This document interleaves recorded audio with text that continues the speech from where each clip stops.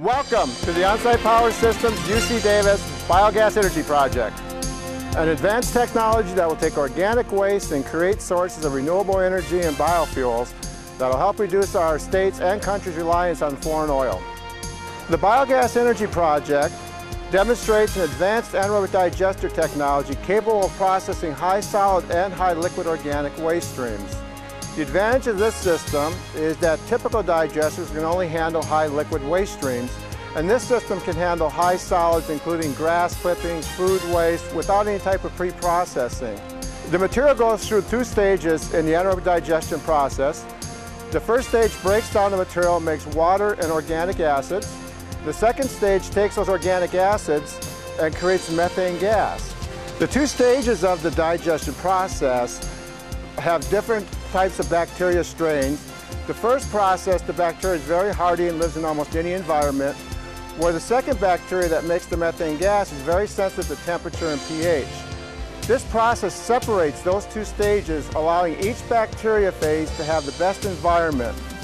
So the way the system would work is we would load the organic materials into a tank, allow it to break down at its own speed, its own rate, its own temperature, its own pH. As material breaks down, it generates water and organic acids. We take the water from the tank and decant it and feed it to a second tank where the bacteria that makes the methane gas is housed. In that tank, or the gasification tank, we keep the optimal environment for the bacteria, 135 degrees Fahrenheit and a neutral pH level.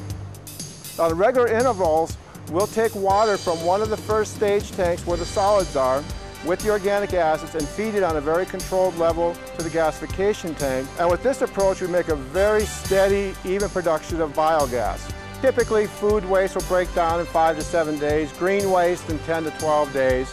And we let the material stay there as it breaks down and creates the water and the acids, and then we feed it to the gasification tank. What we're able to do then is load the material as it's collected right into one of the first stage tanks. For instance, green waste takes about 12 days to break down to get the most energy out of it.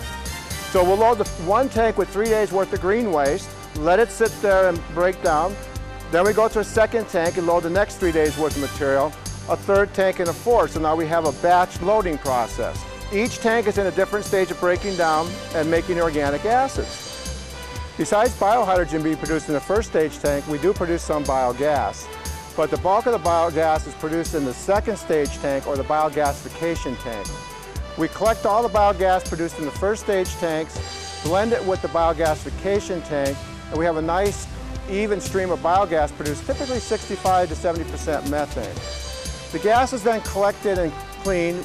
We go through H2S removal and we remove the moisture from the gas. Once the biogas is cleaned up, it can be used to power an on-site generator, creating sources of renewable energy. It can be used to power a boiler to offset natural gas use, or can be converted to multiple vehicle fuels.